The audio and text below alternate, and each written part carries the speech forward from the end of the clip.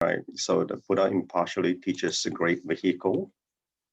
And so the initial verse, children appear and easily taught, and that's because we just silly we shed because it was intrinsic true nature in all of them, or the underlying goodness in all of them. But really what we need to do is to understand the right Dharma. And important to know is that once you attain compassion, because we are on a bodhisattva path, compassion is about differentiation, and that is what important to understand is about the oneness in all. So in Master explanation about the underlying goodness in all of us, that the only problem is that when we grow up, we are being surrounded by all the environment, external factors that influence how, so the worldly ways shape us as to where we are. So even if someone being brought up and being winning children, but because the way the environment can shape someone, they can be a different person when they grow up. And that's the reason why. The reason is because when the conditions and the causes and condition converge, you see, causes cannot mature into effects unless a condition is right. It's important in the sense of, well, cause to the breach to become an effect in between, there must be a condition. It's the same way as you plant a seed. Unless the seed reaches the condition of the soil and the water, it cannot germinate. So these are the arising of conditions. So we must learn the Buddha's way to be pure and simple heart and not allow affliction, because this affliction arises from the habitual tendencies that we have. And so this will lead to impediments for us to progress in our practice. And it's important that Master again reminded us that we cannot deviate even slightly. So imagine now, if you're walking on a journey of immeasurable distance, a slight millimeter of deviation can throw you off course, because it's a long journey and it takes many lifetimes and decades to come back through the path. And we give up this life, it takes many lifetimes for us to get back onto the path. So in this particular Sutra verse and the explanation that these young children are my children, I love them all. So since the sister already shared, but I just want to make main point here is that even if someone who has their own defiled ways, like Devadatta did and how he heard the Buddha, but yet the Buddha gave him prediction that he will become a future Buddha. But the thing is to understand is that Devadatta provided the condition for the Buddha to prove the strength of his spiritual aspiration.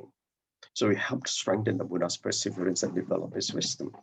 So in some ways, the Buddha is grateful for them to Devadatta. And in very much the same way as all of us, we face a lot of challenges in our life, in relationships and everything else, be it at work and at play. So that those trying conditions are not meant to be bad for you. So not every storm in your life are meant to disrupt your life. So some storms come to your life is to clear your path.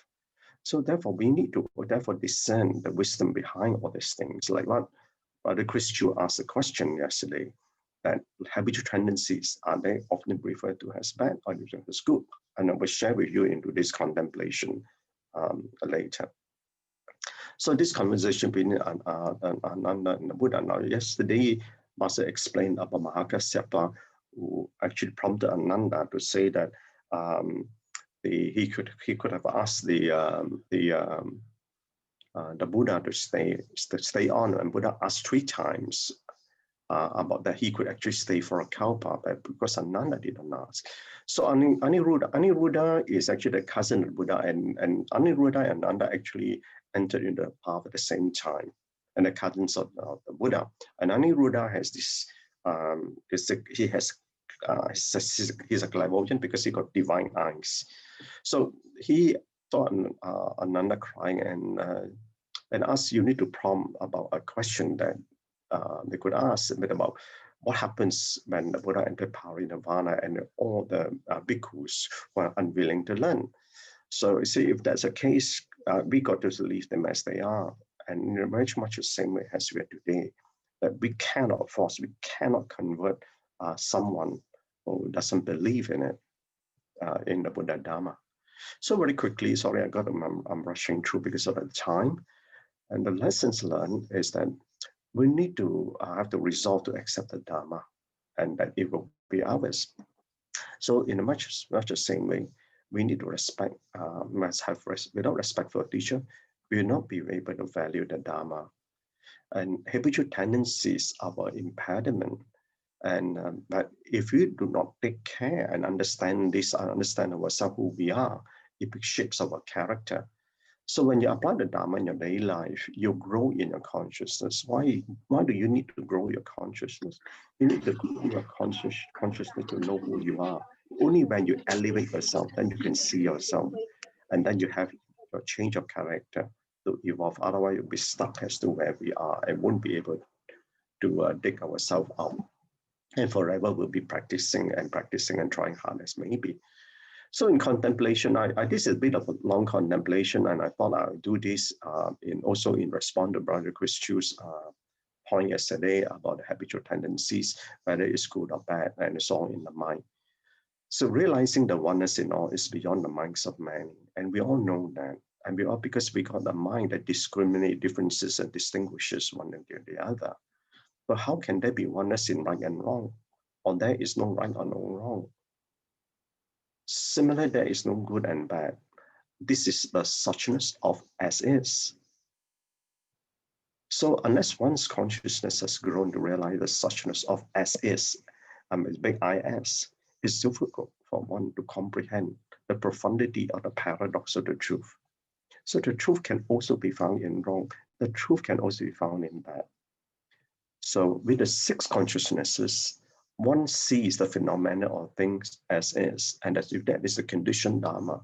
So if we try to understand what the conditioned Dharma is, then with the evolved consciousness, you can inner see, and this inner is the inner cultivation, and that's where the unconditioned Dharma is. And then I see the phenomena of things as is.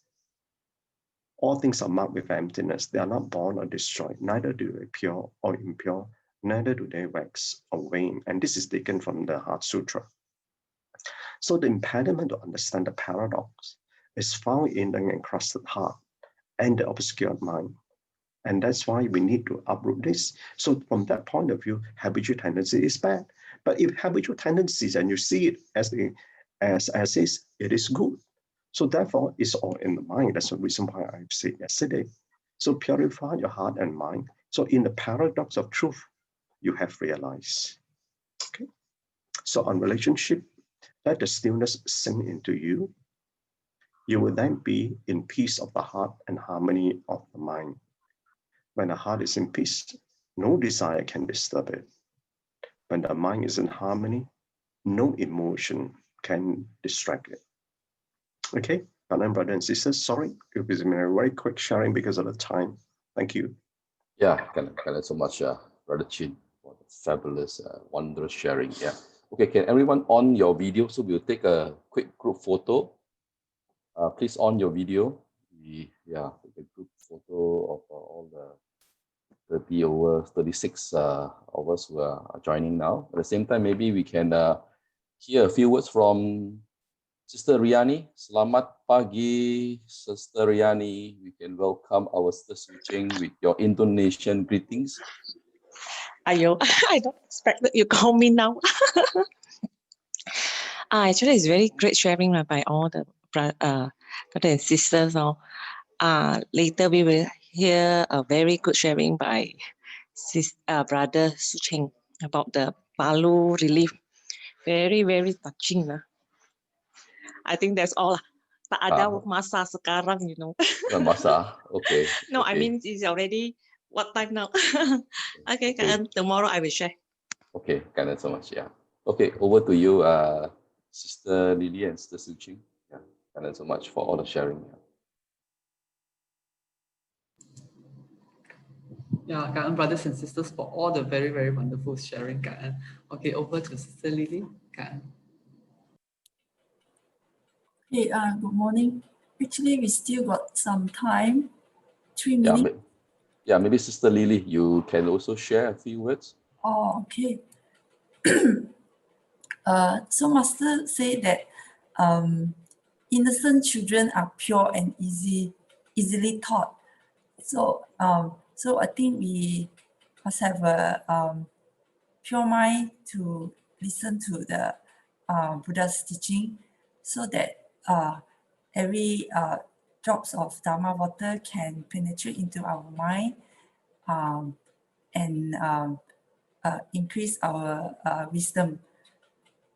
And Master have mentioned few times that we sentient being equally possesses the transcendent flawless seeds, equally listen to the Dharma and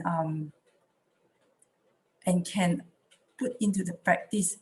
So this transcendent flawless seeds that is within us, if we listen to the Dharma and take in, and this these seeds will grow and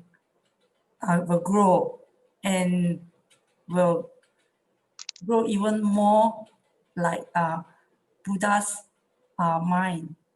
Yeah.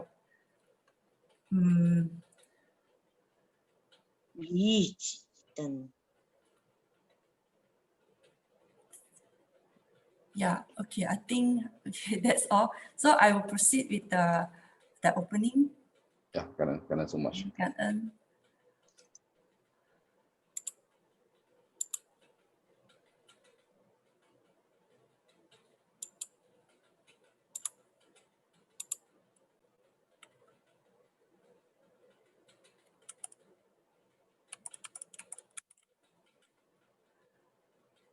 Okay, I want to welcome brothers and sisters from all over the world to Saturday Hualien Dharma Talk. A very good morning. Let us start the session for today. Recently, disasters have happened so rampantly, one after another, due to the great imbalance of four elements. Now with the COVID-19 virus pandemic around the world, let us calm our mind and adhere to the rules provided by government in respective countries so that this pandemic can be contained and controlled. Master have great concern and earnestly urge everyone to repent and adopt vegetarian meal to protect life and cultivate our great love to living beings and for the goodness of society and the world. Let us send our sincere prayers into the 10 directions. May the Sangha land be free from disaster and peace prevails in the world. Let us sing the prayer song with sincere piousness.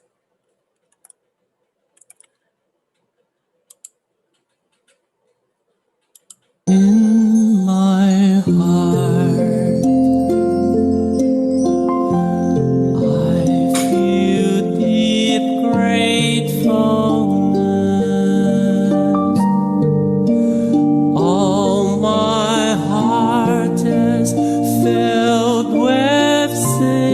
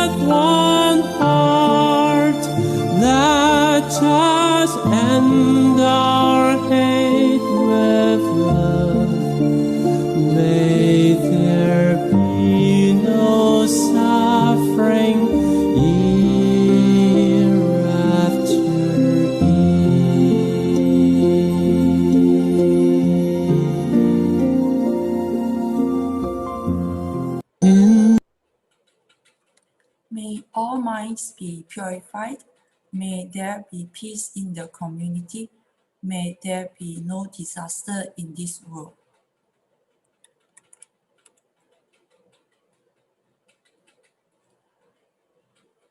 Good day, Shifu, Brother Joe Huang, Hualien Team, and brothers and sisters around the club.